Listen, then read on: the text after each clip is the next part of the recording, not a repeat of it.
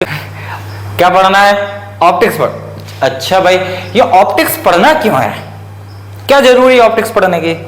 अच्छा, ये सारी चीजें मैं स्टार्ट करूं उससे पहले मैं बता दूं आप लोगों को कि भाई साहब, तो फिजिक्स बहुत लोग बोलते हैं डरावनी है, उसका भी हमारे पास उपाय है, डर खत्म करने का उपाय है, हम बता रहे हैं। अगर आपसे कोई बोले ऑप्टिक्स, यकीन मानो मेरा, बस इन लेक्चर्स को आप कंटिन्यू कर लो। अगर ऑप्टिक्स से प्यार ना हो जाए, फिजिक्स से प्यार ना हो जाए तो कह देना आप प्यार करते हैं। क्या करते हैं?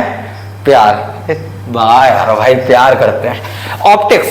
ऑप्टिक्स कहानी किसकी है? लाइट की एक कहानी को हमें समझना है। लाइट कैसे आई, लाइट कैसे बनी, लाइट क्या करेगी, लाइट का हमारे जीवन में क्या क्या रोल है, ये सारी बातें अब हम समझेंगे।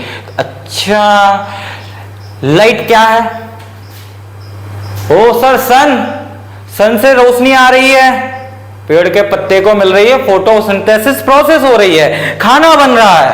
अच्छा, और क्या हो रहा है लाइट से? सर, आपके घर में जो रोशनी दिख रही है वो रोशनी तो लाइट है, इसी की वजह से तो आप देख पा रहे। सोच के देखो, मैं अंधेरा कर दूं, क्या मुझे कुछ दिखाई देगा? नहीं दिखाई देगा। अच्छा, और क्या रोल है सर लाइट का? बारिश होते टाइम कभी देखा इंद्र भगवान आ गए? सर, इंद्र भगवान तो नहीं देखे हमने, इंद्रधनुष जरूर देखा है। भगवान को कौन देख पाता है? भगवान का धनुष दिखता है यार, रेनबो दिख जाता है ना। क्यों दिखता है वो भी पता चल जाएगा, उस धनुष की सच्चाई क्या है, ये रेनबो कैसे बनता है। सुबह सुबह जब तुम जाग के देखते हो आंखें रगड़ते हुए, भाई साहब सुबह सुबह आसमान में बड़ी प्यारी सी लाली छाई होती है, वो मैकेनिज्म को समझना है। कभी जीवन में देखा हो कि हमारे पानी की बूंद में अगर पानी में तेल की बूंद गिर जाती है, उसमें कुछ कलर्स दिखने लग जाते हैं, रंग बिरंगे, रेनबो टाइप दिखता है, हमें वो समझना है। अच्छा, प्रिज्म की कहानी समझना है। और आजकल ऑप्टिकल फाइबर केबल, बड़ी अच्छी टेक्नोलॉजी चली है, बड़ी दूर दूर से हाई स्पीड वाईफाई आ रहा है, हाई स्पीड सिग्नल आ रहा है, हाई स्पीड वेव आ रही है। ये ऑप्टिकल फाइबर केबल बने कैसे हैं, इन चीजों को समझना है, उनके अंदर फंक्शन क्या है, इन चीजों को समझना है। और एक और बात, मेरे साथ जीवन में एक बहुत बड़ा धोखा हुआ है। मैं रोड पर जा रहा था, छोटा सा नन्ना मुन्ना सा बच्चा था, मैं रोड पर जा रहा कार से, बड़ी गर्मी का सीजन था, बहुत दूर मुझे ऐसे लगा जैसे नदी बह रही हो। यकीन मानो, गर्मियों के दिन में दोपहर के 2-3 बजे का टाइम, मुझे दूर से लगा नदी बह रही है। पापा से कहा, पापा नदी है सामने, गाड़ी देखकर चलाओ। पापा ने 2 तमाचे दिए खींच के, 2 तमाचे खींच के दिए। कहता नदी नहीं है, रोड है। नदी? अरे यार नदी है। मुझे पर्सनली ऐसा लगा, और इस कॉन्सेप्ट को बोलते हैं मिराज। जब गर्मियों के दिन में मैं शायद डेजर्ट एरिया में चला जाऊं, मैं एक रेगिस्तान में चला जाऊं, दूर मुझे लगेगा पानी फैला है। रोड पर, हाईवे पर निकल जाऊं गर्मियों के दिन में, मुझे दूर लगेगा जैसे ऑयल फैला पड़ा हुआ है या पानी फैला पड़ा हुआ है। उस कॉन्सेप्ट को बोलते हैं मिराज। वो बन क्यों रहा है, हमें इन प्रोसेस को भी समझना है। नॉर्मल लाइफ में सर हम तो बहुत गरीब हैं आपकी तरह, हमने ये सब बातें नहीं देखी, ना मेरे पास कार है, ना मैं हाईवे पे गया, मैं गांव में रहने वाला आदमी, ना मेरे घर में बारिश होती है, ना कुछ होता है, ना मैंने रेनबो देखा। आप कुछ ऐसी बात बताओ जो मैंने देखी हो जीवन में। यार तुम मिरर लेकर आते हो, सुंदर सा मिरर हमारे पास भी है, मैं दिखाता हूँ। मैं एक छोटा सा मिरर लेकर आता हूँ और इस मिरर में मैं अपने आप को ऐसे देखने लगता हूँ। यार तुम लोग भी तो देखते होगे मिरर में। ये मिरर में देखने की टेक्नोलॉजी भी लाइट की वजह से है। इस प्रोसेस को भी मुझे समझना है कि ये मिरर में क्यों देख पा रहे हैं। ठीक है, अब टाइम को वेस्ट किए बिना हम आगे की तरफ बढ़ते हैं, लाइट के मैकेनिज्म को समझते हैं। मैं आपको बता दूं, फिर से मैं बता दूं, ध्यान से पढ़ना ऑप्टिक्स। थोड़ा बोरिंग लगे, लगने दो, मजा आए आने दो, अच्छे से समझ में आएगा, एक एक चीज क्रिस्टल क्लियर होगी, मजा आ जाएगा। आपके कंपटीशन के लिए बहुत इंपॉर्टेंट चैप्टर है। नीट में तो भाई साहब 4 से 5 सवाल पक्के हैं, और बोर्ड वाले भी सुन लें, 15-16 नंबर तो तय है। पढ़ना हमारे लिए कितना इंपॉर्टेंट है। और सर मुझे बोर्ड भी नहीं करना, नीट भी नहीं करना, तो जीवन में जब भी तुम कंपटीशन की तैयारी करोगे तो तुमसे ये सब बातें पूछ ली जाएंगी। रिफ्लेक्शन क्या होता है, मिराज क्या होता है, डायमंड क्यों चमकता है, तितलियां क्यों चमकती हैं। एक बच्चे से पूछा तितली क्यों चमकती है, उसने कह दिया सर उसके रंग बिरंगे पंख होते हैं। ऐसा कुछ नहीं है, लाइट का फंडा है उसके ऊपर भी। मैं समझूंगा वो लाइट को हैक कर लेती है। लाइट को हैक कर लेती है बटरफ्लाई, वो भी समझेंगे कैसे कर लेती है। ये सारी बातें पूछी जाती हैं। आइए काम की बात पर आते हैं।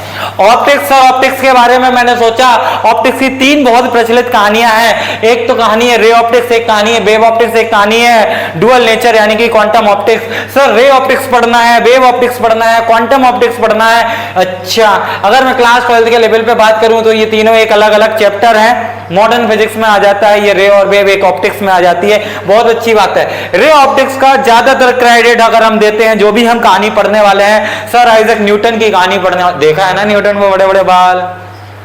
काम की बात बताऊं, मेरा दोस्त था पिछले जन्म में। न्यूटन की कहानी को समझना है, फिर मुझे हाइजेंस की कहानी को समझना है, फिर आइंस्टीन। सर इन तीनों की क्यों समझूं, मैं तो एक की समझूंगा। बताओ क्या लफड़ा है। न्यूटन की कहानी कॉर्पस्कुलर मॉडल पर बेस्ड है। कॉर्पस्कुलर का मतलब भाई साहब पार्टिकल। क्या है? पार्टिकल। कॉर्पस्क्यूल का मतलब होता है पार्टिकल। सवाल ये हुआ कि आप सोचिए अगर लाइट जल रही है, मैंने उठा के एक डिब्बे में, मैं तेरी शादी में आया, शकल से ही चोर लगता हूं? नहीं लगता हूं। अब मैं आया तेरी शादी में, खाना वाना चोरी करते करते तो बुढ़ापा आ गया है। मैंने सोचा यार इसकी शादी में बहुत रोशनी है, एक काम करते हैं, एक डिब्बे में थोड़ी सी रोशनी को बंद करके ले चलते हैं घर पे। मेरे घर में जब भी अंधेरा होगा मैं डिब्बा खोल दूंगा, रोशनी आ जाएगी। क्या ऐसा मुमकिन है? मैंने कई बार करके देखा, कई शादियों में गया, बहुत रोशनियां होती हैं। मैं सोचता हूँ डिब्बे में भर लो, कैसे पता चल रहा। भर के लाया, घर पर देखा, कुछ नहीं भर पाता हूं मैं, कुछ नहीं आ पाया आज तक। मैं लाइट को स्टोर क्यों नहीं कर पाता हूं? अगर लाइट पार्टिकल है तो भरना चाहिए। पानी पार्टिकल है यार, तेरी शादी में मिलने वाला गुलाब जामुन भी पार्टिकल है। मैं चोरी करके ला सकता हूं, लाइट में चोरी करके नहीं ला पाया। यही न्यूटन की कहानी को थोड़ा सा फेल करते हुए और मॉडिफाई करने की कोशिश की। हाइजेंस बोले लाइट की एक वेव थ्योरी है, लाइट ऐसे लाइट सांप की तरह, वेव की तरह चल रही है, इसके पास एक एनर्जी है। बोले सर लाइट एक एनर्जी है, इस कमरे में बल्ब जल रहा है, 4 घंटे जलने दो, मैं बल्ब के नीचे खड़ा रहूंगा, तुम एकदम से स्विच ऑफ कर दोगे, अंधेरा हो जाएगा। सवाल अंधेरा होना नहीं है, सवाल यह है कि सर अब तक जो रोशनी थी वो कहां गई? आंसर, लाइट पार्टिकल नहीं है। हम पार्टिकल मान के पढ़ेंगे। लाइट एक एनर्जी है, लाइट एक एनर्जी है। हाइजेंस बोले अपनी वेव थ्योरी में, कहते हैं कि लाइट भाई साहब एक एनर्जी है, और अगर तुम बल्ब को बंद कर दोगे स्टिल मुझे गर्मी का एहसास होगा, मेरे रूम का टेम्परेचर बढ़ा रहे। ऐसा थोड़ी ना आपने स्विच ऑफ करा बल्ब, तुरंत हम वो पहुंच गए ग्लेशियर में, ठंडक ठंडक हो गई, ऐसा थोड़ी ना होगा यार। ऐसा हो जाएगा क्या? नहीं हो। अच्छा भाई, फिर हमने कहा डुअल नेचर क्या है? डुअल नेचर, अल्बर्ट आइंस्टीन थोड़े और चालाक निकले और बहुत अच्छा क्रेडिट मिलता है इन्हें मॉडर्न फिजिक्स का, बहुत इंटेलिजेंट। काश हम भी हो जाएं ऐसे इंटेलिजेंट। बोले लाइट सर पार्टिकल भी है और सर लाइट एनर्जी भी है, और ये दोनों की तरह बिहेव करती है। हमने कहा कुछ एक बात बोलो। बोले सर फोटोन है। कहने लगे लाइट फोटोन है, एनर्जी का पैकेट है। अब हम इन तीनों सेक्शंस को अलग अलग लेक्चर में कायदे से समझेंगे। फिलहाल की बात मुझे समझ आती है कि लाइट एक पार्टिकल की तरह भी है, एनर्जी की तरह भी है, और सच्चाई पार्टिकल और एनर्जी के कॉम्बिनेशन को हम फोटोन बोलते हैं। हम इसे स्टोर नहीं कर सकते हैं, हम इसकी एनर्जी को यूटिलाइज कर सकते हैं।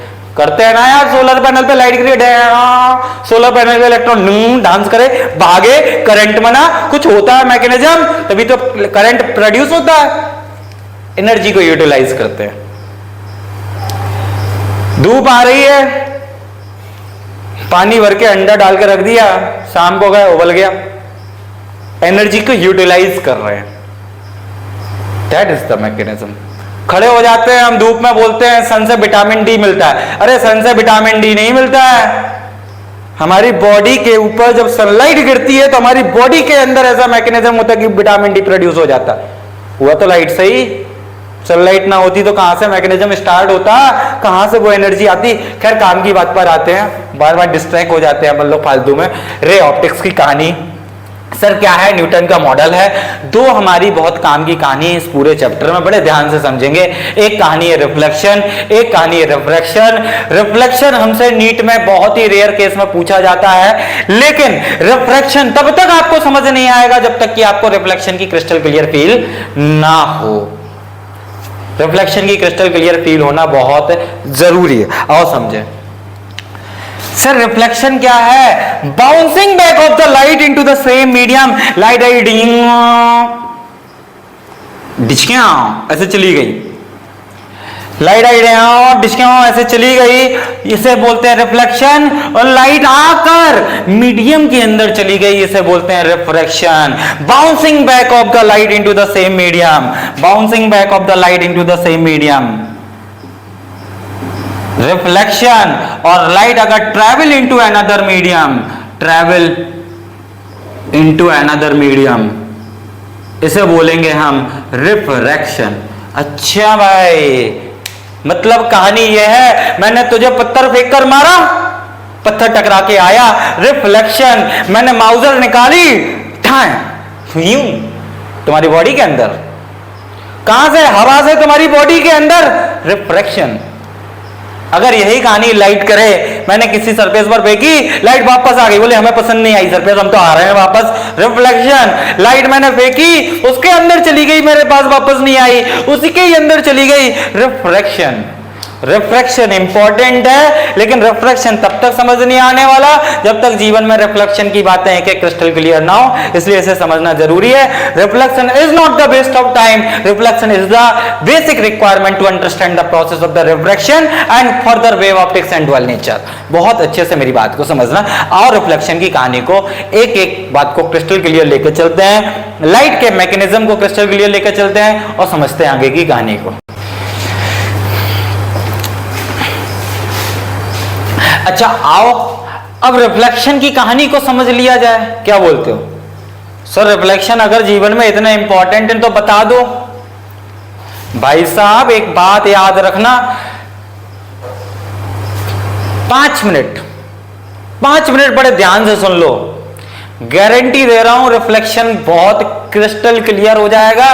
रिफ्लेक्शन का कोई भी क्वेश्चन आएगा, तुम्हारा अगर आईक्यू है, सोचने की क्षमता है, तुम सोच सकते हो तो क्वेश्चन बन जाएगा। वरना मजे करना है तो फिर एक्सपेरिमेंट करो, 100 तरीके के क्वेश्चंस पढ़ो, 100 पैटर्न पढ़ो, सारे फॉर्मूले रट्टा मारो। सर ये वाला कॉन्सेप्ट बताया, वो वाला नहीं बताया, वो बताया, ये नहीं बताया, इस साल ये आ गया, वो आ गया। अरे मेन समझो ना, सारे कॉन्सेप्ट्स में बेस क्या है, उस बेस को बहुत अच्छे से समझना है। 5 मिनट बड़े ध्यान से समझना है, और अगर ये नहीं समझ आए तो दोबारा से प्ले करके फिर समझना है। लेकिन ये बात बहुत अच्छे से क्रिस्टल क्लियर कर लेना है, that is a fact. Reflection की कहानी क्या है? सर आपने बता दिया, रिफ्लेक्शन तो वही है, bouncing back of the light. मैंने लाइट फेंकी, पसंद नहीं आई, वापस आ गई, रिफ्लेक्शन। अच्छा सर लाइट आ रही है और आते ही ऐसे चली जाती है। समझदार लोगों ने जहां लाइट गिरी वहां पर एक मन की आंखों से नॉर्मल बनाया। नॉर्मल कोई रे नहीं है, इमेजिनेशन है। मिरर की सरफेस के परपेंडिकुलर, अगर मिरर ये है तो नॉर्मल ये है भाई साहब, अगर मिरर ये है तो नॉर्मल ये है भाई साहब, ये अगर मिरर ऐसा है तो नॉर्मल सर ऐसा हो जाएगा। मिरर नॉर्मल तो मिरर के परपेंडिकुलर वाली लाइन जो हम इमेजिनरी करके बना रहे हैं, दैट इज कॉल्ड नॉर्मल। ये सर क्या है? ये सर इंसिडेंट रे है। बहुत बढ़िया सर, मुझे पता है, मैं 10वीं पास हूं, गलती से पास नहीं हुआ हूं, मैं ईमानदारी से पास हुआ हूं। Incident ray, normal and reflected, पहला लॉ यही कहता है। क्या कहता है sir? Incident ray, normal and reflected ray, all 3 lie on same plane, lie on same plane. मतलब सर क्या बात कर रहे हो, एक प्लेन में लाई करते हैं। दूसरी बात, एंगल आई जो भी होगा वही एंगल आर होगा। याद रहे एंगल आई और एंगल आर, बात ये नहीं है कि सर मुझे लॉ रटा हुआ है आप तो आगे बढ़ जाइए। एंगल आई की बात हो रही हो, एंगल आर की बात हो रही हो, ये दोनों एंगल नॉर्मल से नापे जाते हैं। दोनों एंगल कहां से मेजरमेंट करने हैं हमें? नॉर्मल से, मिरर से नहीं करना है। याद रहे सर मिरर से नहीं करना। मुझे क्वेश्चन दे दिया रे आ रही सर 30 डिग्री पर आ रही, बताओ एंगल आर कितना? सर मुझे भी पता है एंगल आई एंगल आर होता है, खटाक से ऐसे चली जाएगी। अच्छा भाई मैंने क्वेश्चन दे दिया, मैंने कहा सर 30 डिग्री पर आ रही है लाइट रे, बताओ एंगल आर कितना? Sir angle I equal to angle r होता है 30 डिग्री हो जाएगा। अरे आए ना 30 डिग्री हो जाएगा। आओ देखते हैं, मैंने नॉर्मल बनाया, नॉर्मल बनाने के बाद रे से कहा बेटा जाओ, रे चली गई। क्या मैं कह सकता हूं कि sir this is going to be angle I and this is going to be angle R, angle R is equal to angle I, if angle R is equal to angle I तो ये वाला angle हो कितना रहा है sir 90 minus 30 60, angle I is equal to 60, angle R equal to 60, hence आपको एक award मिलेगा -1 मार्क। 4 तो जो मिलने थे वो गए ही, 1 नंबर और गया। The correct answer is 60 degree. याद रहे आपसे गलती होगी, आपको नॉर्मल और रे के बीच का एंगल आई पता होना चाहिए। आपको ऐसा लग रहा होगा सर मैं कोई छोटा मोटा बच्चा नहीं हूं, मैं बहुत इंटेलिजेंट हूं, मुझे ये सब बातें समझ आती है। लेकिन जब नीट वाले कंफ्यूज करने की कोशिश करते हैं या कोई कंपटीशन में कंफ्यूज करने की कोशिश करते हैं तो उनके अंदाज थोड़े से अलग होते हैं। वो अंदाज हम थोड़ी देर में समझते हैं क्या होते हैं। बेसिक बात समझ आनी चाहिए sir, angle i angle r दोनों हमें नॉर्मल से मेजरमेंट करने। इसका एक बहुत अच्छा डेरिवेशन है, वेव ऑप्टिक्स में हाइजेंस की थ्योरी पर बेस्ड है, तो डेरिवेशन भी हम सीखेंगे, हमारे लिए बहुत इंपॉर्टेंट है। फिलहाल मुझे एज ए लॉ इन दोनों बातों को समझना जरूरी है।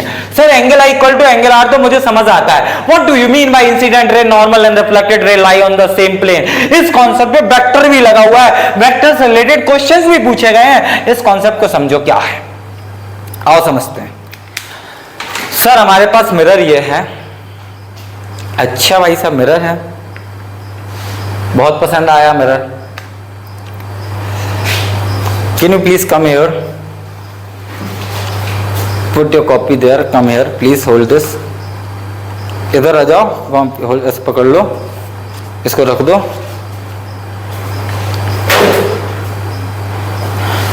अच्छा, रे आई आ गई। सर रे के आते ही नॉर्मल बनाओ। नॉर्मल तो मिरर के परपेंडिकुलर होता है, मिरर ये है, मिरर का परपेंडिकुलर ये। अच्छा, अब एंगल आर रे ऐसे गई, मैंने कहा मैं तो कह रहा हूं सर रे ऐसे जाएगी, ये रहा एंगल आर और ये रहा एंगल आई, दोनों एंगल बराबर, मेरी मर्जी गई।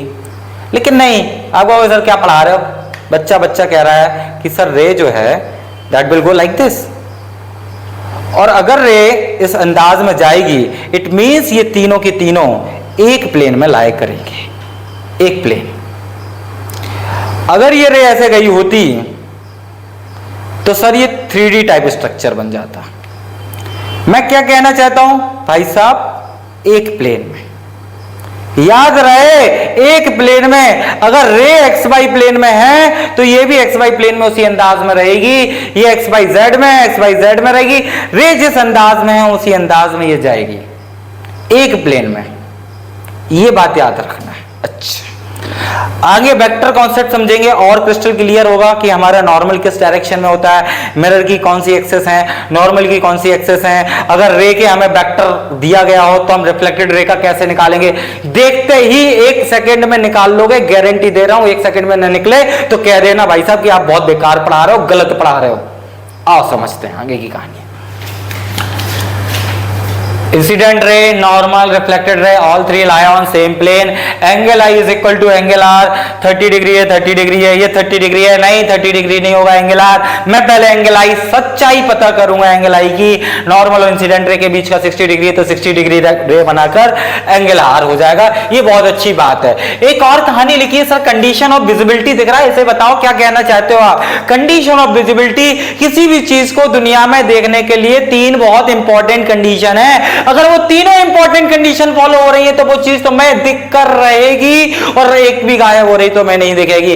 पहली चीज तो यह है कि साहब ऑब्जेक्ट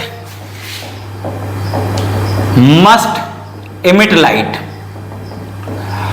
अब चाहे वो आत्मनिर्भर ऑब्जेक्ट हो, अरे यार आत्मनिर्भर भी तो हो सकता है, तुम्हारी तरह किताब खोली बैठ के पढ़ लिया, आत्मनिर्भर भारत की तरह। अरे आए ना, ऑब्जेक्ट मस्ट इमिट लाइट। आत्मनिर्भर बोले तो कैंडल हो, बल्ब हो, अपने आप रोशनी निकालता हो। चाहे फिर वो दूसरों पर निर्भर हो, हम हैं आपके ऊपर निर्भर, मार्केटिंग तो आप ही लोग करोगे। लाइट आई, किसी ऑब्जेक्ट के ऊपर रोशनी होनी चाहिए, फिर वो उस रोशनी को रेडिएट करता रहेगा, रिफ्लेक्ट कर देगा, वॉटएवर, वो रोशनी उस ऑब्जेक्ट से निकलेगी। क्या कोई चीज अंधेरे में पड़ी हो तो मैं दिखाई देगी? सर नहीं दिखाई देगी। दूसरी बात, ray must reach our eye, rays must reach our eyes. कहने को तो ताजमहल में भी रोशनी है, क्या दिखाई दे रहा है तुमको घर बैठ के? नहीं साहब, ताजमहल से निकलने वाली रोशनी तुम्हारी आंखों में डायरेक्ट नहीं पहुंच रही, इसलिए तुम्हें नहीं दिखाई दे रहा। एक बच्चे से पूछा ताजमहल क्यों नहीं दिख रहा, वो कह रहा सब बहुत दूर है। अरे ताजमहल से ज्यादा दूर तो सूरज चांद है, वो क्यों दिख रहे हैं? डायरेक्ट रोशनी तुम्हारी आंखों में आती है इसलिए दिख रहे हैं। अगर तुम्हारी आंखों में रोशनी नहीं आ रही है तो तुम्हें नहीं दिखाई देगा। पड़ोस वाला कमरा भी दीवार की वजह से रोशनी नहीं आ पा रही है साहब। अच्छा, तीसरी बात, वो आपकी पर्सनल प्रॉब्लम हो सकती है। Your eyes must be correct. अब ऐसा ना हो भाई साहब मेरी तरह अंधे इंसान तुम भी हो और फिर बोल दो साहब ऑब्जेक्ट रोशनी में भी रखा है, वो रोशनी मेरी आंखों में भी आ रही है, मुझे फिर भी नहीं दिख रहा है, गारंटीड तू अंधा है। Eyes must be correct. हम मान के चलेंगे मेरी आंखें सही हैं। अच्छा, हम इन दोनों बातों पर बहुत ध्यान देंगे। क्या वहां से लाइट निकल रही है? अगर हां, क्या वो मेरी आंखों में पहुंच रही है तो मेरे फील्ड ऑफ व्यू में है, मुझे वो दिखाई देगा। और वो अगर रे मेरी आंखों में नहीं पहुंच रही है, जो मर्जी वो कर लो, मुझे नहीं दिखाई देगा। मेरी आंखों में पहले रे जानी चाहिए, चाहे जैसे भेजो, जानी चाहिए, जानी चाहिए, जानी चाहिए। अच्छा, कैसे भी जाए जानी चाहिए। मैंने क्या कहा था, 5 मिनट सुन लेना, इस कॉन्सेप्ट को समझ लेना, रिफ्लेक्शन की कहानियां क्रिस्टल क्लियर होंगी, यही मैकेनिज्म चलेगा। ये कहानी समझ आई, incident ray, normal, reflected ray, all three lie on same plane, angle I equal to angle R, इसके अलावा कोई बात नहीं। अब जीवन के 3-4 मंत्र याद कर लो, रूल्स ऑफ रिफ्लेक्शन। कभी भी रिफ्लेक्शन करने के लिए क्या बातें दिमाग में बिठा के रखनी है? पहली बात तो इंसिडेंट रे लेकर आओ। सर पता है मुझे, अगर इंसिडेंट रे नहीं होगी तो रिफ्लेक्ट किसको करोगे? दूसरी बात, जिस पॉइंट पर इंसिडेंट रे है वहां पर नॉर्मल डाल दो। नॉर्मल बोले तो परपेंडिकुलर, याद रहे, लिख लो, normal is always perpendicular to the surface. Confuse हो जाते हैं, सरफेस के परपेंडिकुलर बनाना है। भाई साहब मिरर ये है तो नॉर्मल ये है, भाई साहब मिरर ये है, मिरर मान लो ये है तो नॉर्मल ये है। भाई साहब मिरर गोल है, सर अब नॉर्मल कहां से लाऊं, कहां से लाऊं, कहां से लाऊं? तिरंगा देखा है, बीच में अशोक चक्र, 24 तीलियां, 24 घंटे। गिनने मत बैठ जाना, लेकिन मुझे एक बात पता है, सारी की सारी तीलियां परपेंडिकुलर होती हैं सरफेस के।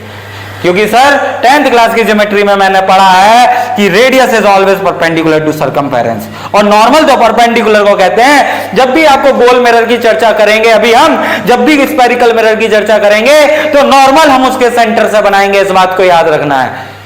जब भी कर्व आ जाए उसका सेंटर ढूंढ के नॉर्मल बना देना। इज इट क्लियर और नॉट? नॉर्मल हमेशा परपेंडिकुलर टू सरफेस होता है, बहुत अच्छी बात है। नेक्स्ट में इंपॉर्टेंट थर्ड कंडीशन,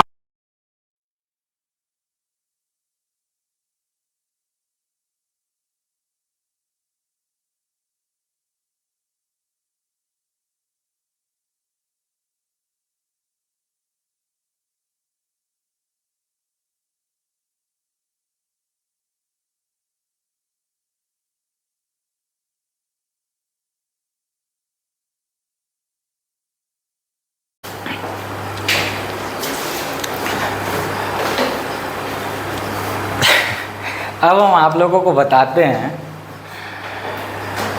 एक बड़ी दुख भरी कहानी।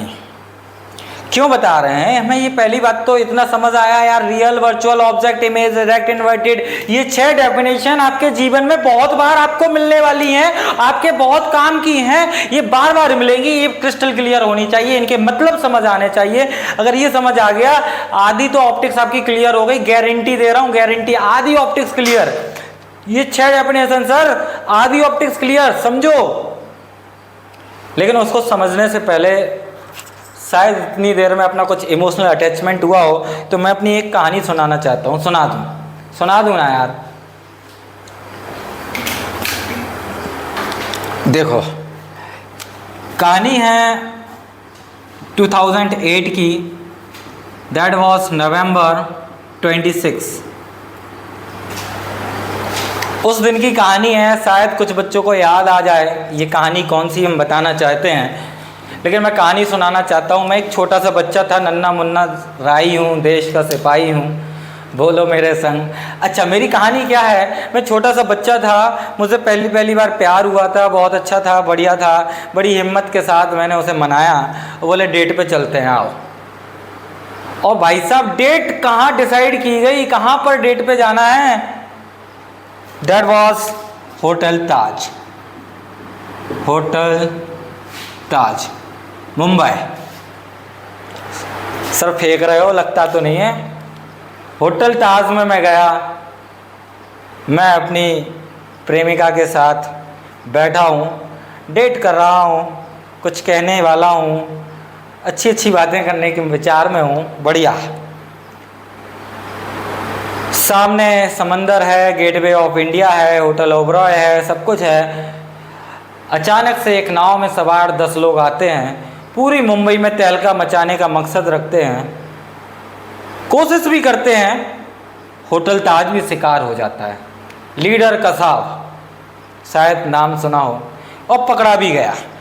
कसाब करता क्या है, आता है AK-47 लेकर और सीधे ब्लाइंड फायरिंग करना चालू करता है। जितने लोग बैठे हैं तितर बितर हो रहे हैं, भाग रहे हैं, छिप रहे हैं, मर गए हैं।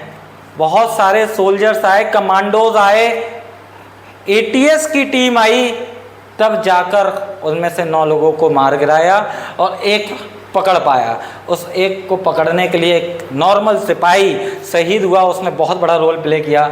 Really we should feel proud on our security system of our nation.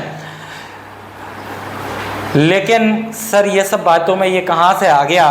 बात यह है सर, आप यहाँ जिंदा कैसे हो? अगर ऐसी कहानी थी, यही सच है कि आप गए, माना मैंने, ये सब सच है, मुझे झूठ लग रहा है कि आप वहाँ नहीं गए। मैं सच्ची में गया था, सच्ची, प्रॉमिस, यकीन मानो। लेकिन ख्वाबों में गया था, आंखें बंद करके बैठा घर पे सो रहा था। ख्वाबों में मैं होटल ताज के सपने देख रहा, होटल ताज में मैं हूँ, वो है, और बैठे हैं, बात कर रहे हैं। वहाँ कसाब अपना काम कर रहा है, मेरा कुछ बिगड़ेगा? सर कैसे बिगड़ेगा? आप जब फिजिकली वहाँ प्रेजेंट ही नहीं हो तो आपका कैसे बिगड़ेगा? आप तो ख्वाबों में बैठे हो वहाँ पर। That is the point. मैं वहाँ पर वर्चुअली प्रेजेंट था, वर्चुअली। जो लोग रियलिटी में प्रेजेंट थे उनके साथ हादसा हुआ। मैं वर्चुअली प्रेजेंट था, मुझे कुछ नहीं हुआ। That is the most important point you must understand. Sir virtual का मतलब सिर्फ और सिर्फ ख्वाब है और इसके अलावा कुछ नहीं है। इस कहानी को थोड़ा सा और क्रिस्टल क्लियर करते हैं। Sir real, virtual, object, image, direct, inverted क्या होता है? मैं एक गंदी सी डेफिनेशन लिखता हूं, आप समझने की कोशिश करना। रियल का मतलब होता है भाई साहब, हकीकत में मिलन हो जाए, हकीकत में मिलन हो जाए, that is called real. Virtual का मतलब सर ख्वाबों में मिलन हो जाए। सर ख्वाबों में, अच्छा ये बात है।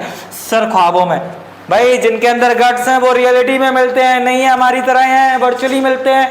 मिलन होना जरूरी है, मिलन होना जरूरी है, याद रखना भाई साहब, मिलन होना बहुत जरूरी है। हो कैसे भी ये जरूरी नहीं है, मिलन होना जरूरी है। ऐसी मिलती जुलती कहानी याद आती है, मेरे सीने में नहीं तो तेरे सीने में सही हो कहीं, मगर ये आग जलनी चाहिए। ऐसे ही हकीकत में नहीं तो ख्वाबों में सही हो कैसे भी, लेकिन ये मिलन होना चाहिए, मिलन होना बहुत ज़रूरी है। ऑब्जेक्ट का मतलब सर जब पेरेंट्स ना माने, यानी कि शादी के पहले का मिलन, आओ मिलें, और ये शादी के बाद का मिलन। सर कैसी बातें कर रहे हो यार, हम समझ रहे हैं आपकी फीलिंग, आप क्या कहना चाहते हो। ऑब्जेक्ट का इरेक्ट का मतलब सर सीधा होना, इन्वर्टेड का मतलब उल्टा होना। बच्चों को पता है। आओ इरेक्ट इन्वर्टेड से कहानी शुरू करते हैं। हम बच्चों से पूछते हैं ये बताओ क्या है, बच्चे कहते हैं सर मुझे पता है इरेक्ट है, बच्चे कहते हैं मुझे पता है इन्वर्टेड है। लेकिन याद रखना भाई साहब, जब तक आपको ऑब्जेक्ट नहीं पता तब तक इमेज के बारे में बताना मत कि इरेक्ट है कि इन्वर्टेड है। सोच के देखो, मैं कह दूं कि भाई साहब ऑब्जेक्ट ऐसा रखा था, अब बताओ सर इरेक्ट है। मैं कह दूं सर सोच के देखो अगर ऑब्जेक्ट ऐसा रखा था, इसके रिस्पेक्ट में ये इमेज सर उल्टी है, दैट इज इन्वर्टेड है। अगर ऑब्जेक्ट नीचे है, इमेज ऊपर है, सर इन्वर्टेड हो जाएगा। मेरी बात को समझने की कोशिश करो। इसलिए इरेक्ट के लिए हम क्या बोलेंगे, सर दोनों उल्टे हों या दोनों सीधे हो। यहां ऑब्जेक्ट उल्टा, इमेज सीधी, ऑब्जेक्ट सीधा, सर इमेज उल्टी। अगर हम सीधे हैं तो इरेक्ट है, हम दोनों सीधे हैं इरेक्ट हैं, हम दोनों उल्टे हैं इन्वर्टेड हैं। आप सीधे हम उल्टे, आप उल्टे हम सीधे, जो भी है उल्टा सीधा है, दैट इज इन्वर्टेड है। मेरी बात समझ में आने चाहिए। सेम ओरिएंटेशन है, इरेक्ट है, अपोजिट ओरिएंटेशन इन्वर्टेड है। सर ये सब कौन बताएगा, ये भी तो बताओ। सर रियल का मतलब हकीकत में मिलन हो, वर्चुअल का मतलब ख्वाबों में मिलन हो, ऑब्जेक्ट का मतलब शादी के पहले मिलन हो, इमेज का मतलब शादी के बाद मिलन हो। सर मिलन कैसे होगा, मिलन होना बहुत जरूरी है। रे को बढ़ाएंगे, रे को निकालेंगे, रे को मिलाने की कोशिश करेंगे। अगर हकीकत में मिल जाए चलेगा, नहीं मिले तो कोशिश करेंगे ख्वाबों में मिलाएंगे। मिलना जरूरी है। सर ये शादी कब हो रही है, ये तो बताओ। शादी कब हुई, शादी यहां हुई सर, रे आई यहां, जहां नॉर्मल बनाते हैं, जहां पॉइंट ऑफ इंसिडेंस होता है, यहां शादी हुई है। यही मंत्र पढ़ा जा रहा है, ओम भूर्भुवः स्वः तत्सवितुर्वरेण्यम। यहां मंत्र पढ़ा जा रहा है, क्या पढ़ा जा रहा है कि शादी हो गई। ये रे आई, ये शादी के पहले की है, शादी होने के बाद की रे रिफ्लेक्टेड रे है। सर कहना क्या चाहते हो, थोड़ा सा अच्छी लैंग्वेज में मुझे बताने की कोशिश करो। आओ अच्छी लैंग्वेज में समझते हैं। एक द रे actually meets, sir if the ray actually meets real, if the ray appears to meet, sir मिल नहीं रहे हैं, लग रहा है वर्चुअल। सर ऑब्जेक्ट का मतलब सर शादी के पहले, यानी कि इंसिडेंट रेज अगर मीट करती हैं, इंसिडेंट रे मीट्स करती हैं, तो सर हमारा ऑब्जेक्ट है। और शादी के बाद दैट इज रिफ्लेक्टेड रे, या रिफ्लेक्शन है तो रिफ्लेक्टेड रे मीट कर रही हैं, तो सर हमारी इमेज है। क्या है, इमेज है। सर थोड़ा और क्रिस्टल क्लियर कर दीजिए। इंसिडेंट रे का मतलब शादी के पहले, मिरर पर टकराने के पहले, इंसिडेंस पॉइंट ऑफ इंसिडेंस के आने से पहले, ये वाली रे जहां पर भी मिले या मिलती हुई लगे, that is giving you the idea of object. और अगर ये मिले या मिलती हुई लगे, that is going to give you the idea of image. So once again I request you to just recap it. 5 minute, 2 minute, 3 minute पीछे जाओ, फिर से इन डेफिनेशन को समझने की कोशिश करो। मेरी कसाब वाली कहानी को लेकर ये 6 डेफिनेशन को समझने की जरूर कोशिश करो। ये 6 पॉइंट्स आपको बहुत बार मिलेंगे, कई बार मिलेंगे। रे ऑप्टिक्स, वेव ऑप्टिक्स जब तक पढ़ रहे हो तब तक मिलते रहेंगे। इन पॉइंट्स को क्लियर करना जरूरी है। सर थोड़ा सा इंग्लिश में बता दो क्या होता है। Sir what do you mean by real? If the rays are actually meeting, that is real. If the rays are not actually meeting but they are appearing to meet, that is called virtual. If the meeting is due to the incident rays, that is going to give you the idea of object. If the meeting is due to the reflected ray, that is going to give the idea of image. Orientation of object and image is same, that is erect, and orientation of object and image is opposite, that is inverted. इसका example बता देते हैं, बहुत अच्छा। Sir मैं 1 घंटे से देख रहा हूं, ये क्या कहानी लिख रखी है, बताना है तो बता दो, नहीं बताना तो क्या वजह रहा है आपका। मैं बता देता हूं। वेव ऑप्टिक्स में पढ़ेंगे पूरी कहानी। जब हम लाइट पढ़ना चालू करते हैं, बच्चे कहते हैं सर हमारे पापा ने पूछा, पड़ोसी ने पूछा, पड़ोसी की दादी ने पूछा, बताओ लाइट कौन सी वेव है। ऐसे हीरो बनने के लिए बोल देना उनसे इलेक्ट्रोमैग्नेटिक वेव है। क्यों है इसकी चर्चा हम करेंगे। डिटेल्ड एक्सप्लेनेशन हमारी रिक्वायरमेंट है। यानी कि सर इसके पास इलेक्ट्रिक फील्ड के फैक्टर भी हैं, मुझे समझ आना चाहिए इलेक्ट्रिक फील्ड के बारे में। इसके पास सर मैग्नेटिक फील्ड के भी फैक्टर हैं। आप मैग्नेटिक फील्ड के फैक्टर हैं, यानी कि सर मुझे मैग्नेटिक फील्ड के भी बारे में समझ आना चाहिए। दैट इज वाई इसे बोला जाता है इलेक्ट्रिक इलेक्ट्रोमैग्नेटिक वेव। यानी कि सर लाइट जो होती है सर ये इलेक्ट्रिक फील्ड होती है, ये मैग्नेटिक फील्ड होती है, ऐसे ऐसे कुछ टॉर्क वाली फील आती है, लाइट आगे की तरफ ऐसे ऐसे प्रोपोगेट करती है, आगे भागती है। किस रफ्तार से भागती है? 3 × 10⁸ मीटर पर सेकंड से भागती है। कहां की रफ्तार है सर ये एयर की रफ्तार है सर, ये वैक्यूम की रफ्तार है। एयर या वैक्यूम में इस रफ्तार से भागती है। सोच के देखो मैं एक ऐसी गाड़ी बनाऊं जो इस रफ्तार से भागे। मैंने शुरुआत में बताया था लाइट एक पार्टिकल अगर होता तो मैं उस पार्टिकल पे ऐसे आके बैठ जाता और भाई साहब 3 लाख किलोमीटर 1 सेकंड में ट्रेवल कर जाता। 3 लाख किलोमीटर तुम्हारे बस की तो पकड़ के दिखा दो मुझसे। 3 × 10 की किलोमीटर में लिखूं, आओ लिखो सर 3 × 10⁵ किलोमीटर पर सेकेंड। अरे 10⁵ लाख होता है ना यार, गलत हो जाए तो अपने हिसाब से सोच लेना क्या होता है। सर 3 लाख किलोमीटर 1 सेकंड में लाइट ट्रेवल कर जाती है एयर में। अच्छा सर लाइट कौन सी वेव है? बच्चों से पूछ लेते हैं, ऐसे पड़ोसी पूछ लेता है ट्रांसवर्स वेव है लॉन्गिट्यूडनल वेव। बच्चा कहते सर ने पढ़ा ही नहीं है। अरे वेव पढ़ेंगे तब समझेंगे, अभी फिलहाल के लिए समझ लो लाइट एक ट्रांसवर्स वेव है, लॉन्गिट्यूडनल नहीं है। ट्रांसवर्स और लॉन्गिट्यूडनल होते क्या है ये समझ लो। लॉन्गिट्यूडनल होते हैं, समाज में 2 वैरायटी के लोग होते हैं। एक होते हैं बड़े दोगले टाइप के लोग, है ना, ऐसे बोलते हैं ना किसी का फेमिनिज्म नहीं जागना चाहिए। मैं जो भी बात बोल रहा हूँ वो सच भी है। बोलते हैं औरतों का डाइजेशन सिस्टम थोड़ा सा कमज़ोर रहता है।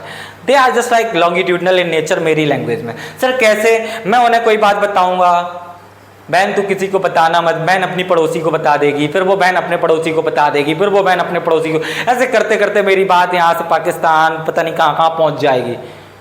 यूट्यूब पे आई नहीं, डायरेक्ट पहुँच गई।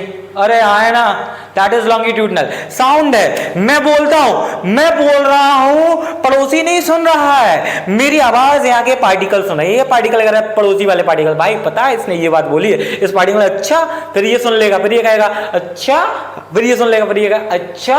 यानी कि पार्टिकल बाय पार्टिकल आगे हमारी कहानी जाती जा रही है। That is longitudinal nature.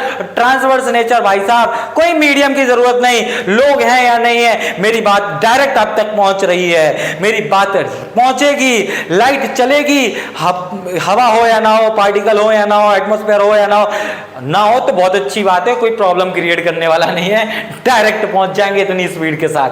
That is transverse in nature. और समझेंगे ट्रांसवर्स लॉन्गिट्यूडनल की कहानी कैसे आई क्या आई। फिलहाल समझो ट्रांसवर्स ऐसी रहे, यहाँ लाइट को मीडियम की जरूरत नहीं होती है। Light does not need medium, याद रखना, light does not need medium, कोई मीडियम की जरूरत नहीं है उसे। साउंड है ये साउंड डज मीडियम, साउंड को मीडियम की जरूरत है। और जैसे मीडियम की जरूरत है जो दूसरों पे भरोसा करता है, जो दूसरों पर निर्भर है, दूसरों के जरिए अपनी बात को पहुंचाता है, इसीलिए उसकी रफ्तार कम होती है, साउंड की बहुत कम होती है, 330 मीटर पर सेकेंड केवल। तभी तो बोलते हैं, हमने एक बच्चे से पूछा, छोटा सा बच्चा था, पूछा भाई साहब बादल गरजते हैं, आवाज पहले सुनाई देती है यार बिजली पहले दिखाई देती है? मैं सोचता रहा यार क्वेश्चन तो बहुत इंपॉर्टेंट लग रहा है, काम की बात है, एक साथ गरजे एक साथ चमके, सर एक साथ होना चाहिए। मैं यूट्यूब पे चैनल देख रहा था, ऐसे ही रील देख रहा था, शॉर्ट्स, तो बड़ी सी 2 प्यारी सी सुंदर कन्याएं हैं, ट्विंस हैं, बहुत प्यारी सी हैं, उनकी वीडियो देख के बड़ा मजा आया मुझे। उन्होंने मुझे बताया, उन्होंने मुझे फिजिक्स सिखा दी, कहने लगे सर लाइट पहले दिखाई देगी। हमने कहा क्यों? बोले सर आंखें आगे होती है, कान पीछे होते हैं, लाइट पहले दिखी, कान पीछे होते हैं, इसलिए आवाज बाद में सुनाई दी। हाँ लेकिन वजह ये नहीं है, साउंड की स्पीड कम होती है, देर में आएगा, लाइट की स्पीड ज्यादा होती है, फटाक से आ जाएगी। लाइट पहले सुनाई देती, लाइट पहले दिखाई देगी, आवाज बाद में सुनाई देगी। बहुत अच्छी बात है। स्पीड डिस्टेंस अपॉन टाइम होता है, यहाँ पर डिस्टेंस जो भी ट्रैवल करती है वेव, सर मैं बच्चा नहीं हूँ, छोटा सा, मुझे पता है वेवलेंथ होती है, एक समय को, एक चक्कर को कंप्लीट करने में लगता टाइम t है, तो लैम्डा इंटू 1/t को फ्रीक्वेंसी भी लिखते हैं, इसलिए फ्रीक्वेंसी इंटू वेवलेंथ भी होता है। मेरे काम की बात इतनी सी है, इसे just down, copy it down, pause करिए, कॉपी करिए फटाक के साथ, और इसके बारे में फिर और चर्चा की जाएगी। नेक्स्ट हम इनके 2 एग्जाम्पल हमारे इंपॉर्टेंट हैं, दोनों एग्जाम्पल को सुनना।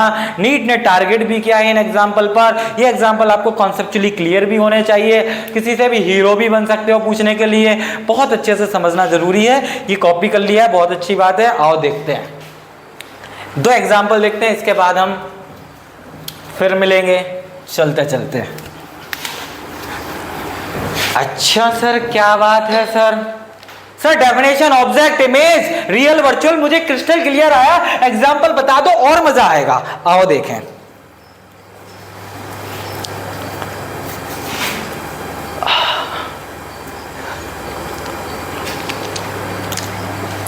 ये हमारे पास एक मिरर है, बड़ा सुंदर सा प्यारा सा मिरर।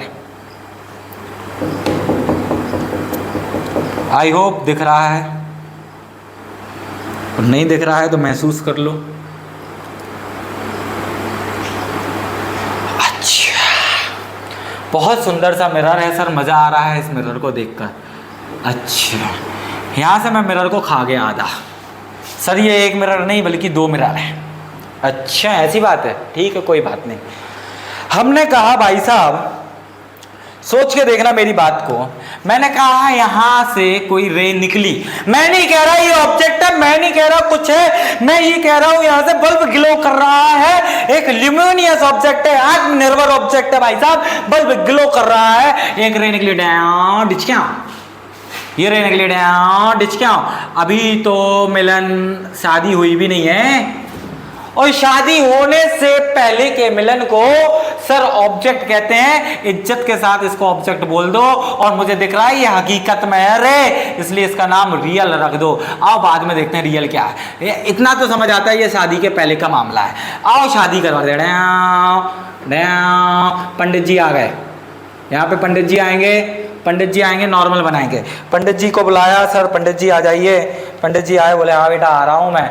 रे के आते ही क्या नॉर्मल बनाना चाहिए, रे के आते ही क्या नॉर्मल बनाना चाहिए। नॉर्मल बनाने के बाद angle I equal to angle r कर देना चाहिए। यहाँ भी angle I equal to angle r कर देना चाहिए, और रे को आजाद कर देना चाहिए। ये वाली रे क्या मैं कह सकता हूँ आजाद होकर डिचक्या ऐसे चली गई, ये वाली रे डिचक्या ऐसे चली गई, हाँ या ना। क्या मैं कह सकता हूँ ये रिफ्लेक्टेड रे है, ये भी रिफ्लेक्टेड रे है। क्या मैं कह सकता हूँ ये सर इंसिडेंट रे थी, ये भी सर इंसिडेंट रे थी। ये शादी के पहले वाली रे है, शादी होने की वजह से ये 2 रे निकल कर आई हैं, ये रिफ्लेक्टेड रे है। ये दोनों रे जहां पर भी मिलेंगी वो मुझे इमेज का आइडिया देंगी। रिफ्लेक्टेड रे जहां पर भी मिलेंगी वो सर मुझे इमेज का आइडिया देंगी। इन्हें बढ़ाया जीवन में, सोच के देख तू मिल पाएगी क्या? सर नहीं मिल पाएंगी। आओ इन्हें मिलाने की कोशिश की जाए। इन्हें मिलाने की कोशिश की गई, पीछे बढ़ा दिया, ख्वाबों में बढ़ाया। हकीकत ऐसा होता है कभी तू मिरर के सामने खड़ा है, टॉर्च मारेगा, मिरर के पीछे रोशनी हो जाए, ऐसा थोड़ी ना होता है। मिरर के पीछे रोशनी थोड़ी ना चली जाएगी, ख्वाबों में डाली। रिफ्लेक्टेड रे का मिलन है इसलिए नाम इमेज है। सर मिलन ख्वाबों में इसलिए वर्चुअल है, और यहां मिलन हकीकत में इसलिए इसका नाम रियल है। पूछा प्लेन मिरर कौन सी इमेज बनाता है? प्राउड के साथ कॉलर ऊंची करके बोला sir plane mirror virtual image बनाता है। कैसी इमेज बनाता है? Virtual image. अच्छा ये कह रहे थे आप, अब समझ आ गया।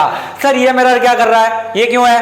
मान लो एक टॉर्च यहां फिक्स है, एक टॉर्च यहां फिक्स है। भाई साहब वर्चुअल इमेज तो ऐसी इमेज होती है जो आप अपनी जिंदगी में मिरर के अंदर अपने आप के भूत को देखते रहते हो। मिरर लेके आया मैं खड़ा हूं, मेरा भूत सामने खड़ा है। कोई बच्चा आएगा वहां पे मेरे भूत से कहेगा चल उधर, खिसक उधर। भाई मैं कमजोर सा आदमी, कोई आवर पावर है नहीं। कोई आ गया, विधायक जी का बेटा आ गया, वो आया विधायक का बेटा, मेरी इमेज से कह रहा चल उधर खिसक, मिरर के पीछे आके हीरो में खड़ा हो गया। अब बताओ क्या मुझे मेरी इमेज देखना बंद हो जाएगी? ये सामने मिरर है, लेके आता हूं मैं मिरर, ये ले भाई साहब ये मैं मिरर लेके आया हूं, मैं अपने आप को देख रहा हूं। तू आगे पीछे खड़ा हो जाए क्या मैं अपने आप को देखना बंद कर दूंगा? मैं फिर भी देखूंगा, मैं दिख रहा हूं। ख्वाबों में बन रही है, तुम्हारी मर्जी, तुम कसाव को लेके आ जाओ, मेरी इमेज का कुछ नहीं बिगड़ेगा। तुम्हारी मर्जी तुम तलवारें चला दो, मेरी इमेज नहीं कटने वाली। तुम्हारी मर्जी तुम काला पेंट लेकर डाल दो उस पर, मेरी इमेज को कोई फर्क नहीं पड़ने वाला। तुम्हारी जो मर्जी आए तुम वो कर लो, मेरी इमेज को कोई फर्क नहीं पड़ेगा, क्योंकि सर वो वर्चुअल है, ख्वाबों में है, और ख्वाबों की दुनिया में कोई फर्क नहीं पड़ता है यार, जो मर्जी आए वो कर लो। अच्छा रियल के बारे में क्या ख्याल है? सर बचपन में खेल खेला, लाइटें लगा दी हैं, 2 लाइट फिक्स कर दी हैं। अच्छा भाई साहब ये रे आ रहे डिचकियाँ, ये आई डिचकियाँ, ऐसे आई डिचकियाँ, मस्त 2 रे आई। सर ये दोनों रे जीवन में कभी मिलके आ रही थी या मिलने जा रही थी? सर मिलने जा रही थी, बीच में पंडित जी आ गए, मिलन नहीं हो पाया होगा। मिलने जा रही थी, अच्छा ये क्या इंसिडेंट रे का मिलन है, क्या शादी के पहले का मिलन है? हो नहीं पाया, पापा समझदार थे, पंडित जी को पहले ही ले आए। अच्छा भाई साहब ऐसी बात है, नहीं हो पाया कोई बात नहीं, ख्वाबों में हो रहा है, बहुत अच्छी बात है। इंसिडेंट रे का मिलन है इसलिए इसे ऑब्जेक्ट बोल दिया जाए। इंसिडेंट रे का मिलन है इसलिए इस पॉइंट को ऑब्जेक्ट बोल दिया जाए। मिरर की वजह से रे अंदर नहीं जा पाई, लेकिन मैंने मन की आंखों से फैला दी, ख्वाबों में सोचा, इसलिए वर्चुअल ऑब्जेक्ट है। याद रहे मिरर के पीछे हकीकत में कोई नहीं खड़ा है। मुझे लग रहा है लाइट ऐसे देखी कि शायद ये लाइट वहां जाकर कन्वर्ज हो जाती, इकट्ठी हो जाती अगर मिरर नहीं होता, इसलिए इसका नाम वर्चुअल ऑब्जेक्ट है, हकीकत का ऑब्जेक्ट नहीं है। अच्छा सर इसके बाद क्या होगा जल्दी से बताओ। रे के आते ही पंडित जी आए, नॉर्मल बनाया। अच्छा भाई मैंने नॉर्मल बना दिया, angle I equal to angle r के, अल्फा था तो अल्फा बनाया, ये बीटा था तो ये बीटा बनाया, और रे को आजाद करने की पूरी साजिश रची। लाइट रे चली गई, ये दोनों रे रिफ्लेक्टेड रे है, और रिफ्लेक्टेड रे का मिलन यहां हो रहा है, और रिफ्लेक्टेड रे के मिलन को बोलते हैं इमेज, और ये मिलन हकीकत में हो रहा है इसलिए रियल इमेज होगी। ये real image. Sir plane mirror कौन सी इमेज बनाता है? सर रियल इमेज बनाता है। अरे प्लेन मिरर सर एक बताओ। Sir plane mirror virtual image बनाता है for real objects, and real image बनाता है फॉर वर्चुअल ऑब्जेक्ट्स। हमसे क्वेश्चन पूछा जाए for real object which type of images are formed in the plane mirror, virtual images. For virtual object which type of images are formed in the plane mirror, sir real images. Which type of images can be obtained due to the plane mirror, मुझे नहीं पता object real है कि virtual है, दोनों हो सकते हैं। कैन बी ऑब्टेन्ड वर्चुअल भी हो सकता है और रियल इमेज भी हो सकती है। इज इट क्लियर और नॉट? वर्चुअल इमेज को कोई फर्क पड़ता है? नहीं पड़ता है। रियल इमेज को फर्क पड़ता है। सर फील कराइए, मैं बचपन में खेलता था, स्कूल से जल्दी आ जाता था, सर्दियों का टाइम होता था, ये मैंने अपना शीशा जो है ना अपनी मम्मा का चोरी करके रखा हुआ है अपने पास। अच्छा मम्मा क्या करती थी, छत पे चली गई, बैठी हुई है, मेकअप कर रही हैं। अरे सर्दियों में सारी औरतों का काम होता है, छत पे जाएंगी और शीशा जरूर लेके जाएंगी। हम भी जाते थे, स्कूल से थक के आते थे, टेंशन में आते थे, अपना शीशा उठाया, बालकनी में खड़े हो गए, धूप गिर रही है, धूप गिर रही है, नीचे अंकल जी जितने भी हमें हीरो बनते हैं ना शाम को, हम उन्हें दोपहर में परेशान करते हैं, रोड पे निकल रहा है धूप फेंकते हैं उनके ऊपर। अच्छा भाई साहब अंकल आगे जाते जा रहे हैं, मिरर्स को ऐसे ऐसे ओरिएंट करते जा रहे हैं, उनके साथ साथ धूप चलने लगती है, पीछे मुड़ के देखते हैं, चुप जाते हैं। करके देखा होगा यार, ये क्या है, ये हमने रे फेंकना चालू की, देखें यहाँ कुछ हो पा रहा है क्या, ये देखो ये हो रहा है, ये हो रहा है भाई साहब, हो रहा है या नहीं हो रहा है? ये बल्ब से मेरे पास रोशनी आई, मिरर से मिरर नहीं आ पाएगी, मेरी मर्जी मैं जहाँ जहाँ फेंक दूँ। This is due to the mirror, this is due to the mirror, ऐसे ऐसे। अब तुम्हारी मर्जी, अगर तुम्हें दिख रहा है दिखने दो, तुम्हारी मर्जी। तुमने कहा कि सर मजा नहीं आया, बीच में मैं आके खड़ा हो गया, क्या वहाँ इमेज बन पाएगी? क्या वहाँ बनेगी? नहीं बनेगी, इसके ऊपर बनने लगेगी। ये है विधायक जी का खौफ। इसे रियल में है अगर तो ख्वाबों में नहीं है ये सर रियल में है। इसे जरूरत पड़ेगी स्क्रीन की, बोर्ड है स्क्रीन, बोर्ड पर बनेगी। आप बीच में बॉक्स लेकर आ गए, इस बॉक्स पर बनेगी। कोई भी आ जाए सर, कभी जीवन में आपने देखा होगा प्रोजेक्टर रूम देखे होंगे, प्रोजेक्टर चलता है, प्रोजेक्टर रूम होता है, प्रोजेक्टर चलता है, बीम आ रही है, बीच में मैं खड़ा हो जाऊंगा, मेरे ऊपर मूवी चलने लगेगी। ये रियल इमेजेस होती हैं, हकीकत में धूप आ रही है, इनको स्क्रीन की जरूरत पड़ती है। यहाँ पर स्क्रीन पर ही दिखाई देंगी, स्क्रीन नहीं है, रोशनी आगे बढ़ जाएगी, दीवार पे देखने लगेंगे दो स्पॉट। Is it clear? हमें स्क्रीन को लेकर आना पड़ेगा। स्क्रीन कुछ भी हो सकती है सर, टीवी की स्क्रीन हो ये जरूरी नहीं है, बोर्ड हो सकता है, पेपर हो सकता है, दीवार हो सकती है, तू हो सकता है, कुछ भी हो सकता है यार। कोई चीज चाहिए जिसके ऊपर ये दिखे रोशनी, that is the point, real image. Is it clear? आओ। अच्छा आज की बातों का सिर्फ इतना ही कंक्लूजन है। शायद मुझे उम्मीद है समझ में भी आ गया होगा, बहुत अच्छा समझ आया होगा। नहीं आया है, कोई डाउट है, डाउट आप कमेंट सेक्शन में डालो, आपकी कोशिश की जाएगी हर एक डाउट को रिप्लाई किया जाएगा। बाकी आप कमेंट करो या ना करो कोई फर्क नहीं पड़ता है, सपोर्ट करोगे मुझे पता है, पढ़ाया होगा तो करोगे, नहीं पढ़ाया होगा तो नहीं करोगे। डाउट आए तो जरूर पूछो, छोटे से छोटा डाउट हो निश्चित रूप से पूछो, बहुत छोटा सा डाउट आपके जीवन का बहुत इंपॉर्टेंट डाउट बन सकता है। बिल्कुल मत सोचना कौन हंसेगा कि टीचर क्या सोचेगा, मैं कुछ नहीं सोचूंगा, गारंटी दे रहा हूं। सिली डाउट के भी रिप्लाई आपको मिलेगा, डेफिनेटली मिलेगा। पहला पॉइंट। दूसरा पॉइंट, आप किसी भी चीज की प्रिपरेशन कर रहे हो, आज की चीज का जल्दी से 2 मिनट में रिवीजन करते हैं। हमने लाइट सीखा, लाइट के बारे में सीखा। लाइट क्या है सर? लाइट आ रही है, लाइट एक पार्टिकल है। नहीं है सर, मैं स्टोर नहीं कर सकता हूं। लाइट एक एनर्जी, आइजन ने बताया एक एनर्जी, एनर्जी को मैं स्टोर कर सकता हूं, बहुत अच्छी बात है। फिर अल्बर्ट आइंस्टीन आए, उन्होंने हमें डुअल नेचर के बारे में बताया, बोले लाइट एक फोटोन है सर, एनर्जी की एनर्जी है, पार्टिकल की तरह बिहेव कर रहा है। आज की कहानी हमारी रे ऑप्टिक्स थी, न्यूटन के कॉर्पस्कुलर मॉडल से चालू हुई थी। हमें न्यूटन के पार्टिकल मॉडल को समझना था, पार्टिकल के बारे में समझना था। अच्छा भाई, उसके 2 मैकेनिज्म समझे हमने, रिफ्लेक्शन, रिफ्रैक्शन। जीवन में ऑप्टिक्स क्यों पढ़नी है, बहुत सारी बातें हैं। ये सर पता नहीं तितली क्यों चमक रही है, रेनबो क्यों बन रहा है, बारिश में सर सनराइज पहले क्यों हो रहा है, सनसेट बाद में क्यों हो रहा है, सर सन का कलर क्या है, सर स्काई का कलर क्या है, सर डायमंड क्यों ब्रिलियंस दे रहा है, क्यों चमक रहा है, सर इसके बाद हम स्पार्कलिंग क्यों हो रही है, टिंकल टिंकल लिटिल स्टार क्यों हो रहा है, सर क्या हो रहा है, मैकेनिज्म दुनिया भर के देखता हूं मैं। सर वाटर में ऑयल ड्रॉप आती है, उसके अंदर रेनबो क्यों दिखता है। ये सारे मैकेनिज्म पढ़ने के लिए शायद मुझे लाइट को पढ़ना है। धीमे धीमे पढ़ेंगे, चीजें क्रिस्टल क्लियर होती जाएंगी, बहुत अच्छी बात है। रिफ्लेक्शन को पढ़ा, रिफ्लेक्शन के हमने एक मैकेनिज्म को पढ़ा। रिफ्लेक्शन और रिफ्रैक्शन में डेफिनेशन डिफरेंस क्या था sir? Bouncing back of the light into the same medium, air से आई एयर में चली गई, रिफ्लेक्शन एयर से आई मीडियम में चली गई, वाटर में गई, ग्लास में गई, ग्लिसरीन में गई, केरोसिन में गई, जिसमें मर्जी उसमें गई। सर रिफ्रैक्शन अगर उलट मारी तेरे अंदर गई, रिफ्रैक्शन पत्थर मारा वापस आया, रिफ्लेक्शन। आज का टॉपिक हमारा रिफ्लेक्शन था। रिफ्लेक्शन को पढ़ते टाइम हमने शायद 3 बातें इंपॉर्टेंट बोली थी। जीवन की 3 बातें याद रखना, कोई भी चीज दिखेगी या नहीं दिखेगी ये बात क्या करेगी। 3 बातें कौन सी हैं सर? ऑब्जेक्ट लुमिनियस हो या नॉन लुमिनियस हो, आत्मनिर्भर हो या दूसरों पर निर्भर हो, वहां से रोशनी निकलनी चाहिए। खुद की हो या दूसरे की हो, रोशनी निकलना जरूरी हो, अंधकार नहीं होना चाहिए, वहां अंधेरा नहीं होना चाहिए। बहुत अच्छी बात है। दूसरी चीज हमने समझी कि वो लाइट हमारी आंखों में ट्रैवल करनी चाहिए, light rays must reach our eyes. Sir रोशनी है मेरी आंखों में नहीं आ रही, बहुत अच्छी बात है। तीसरी, मेरी आंखें सही होनी चाहिए। रूल हमने देखे, 4 रूल देखे थे। हमने कहा था इंसिडेंट रे डालेंगे, नॉर्मल बनाएंगे, नॉर्मल मिरर के परपेंडिकुलर होगा, प्लेन मिरर है, नॉर्मल ऐसा होगा, गोल है रेडियस से डालेंगे, सेंटर से डालेंगे, रेडियस ऑफ कर्वेचर होगा।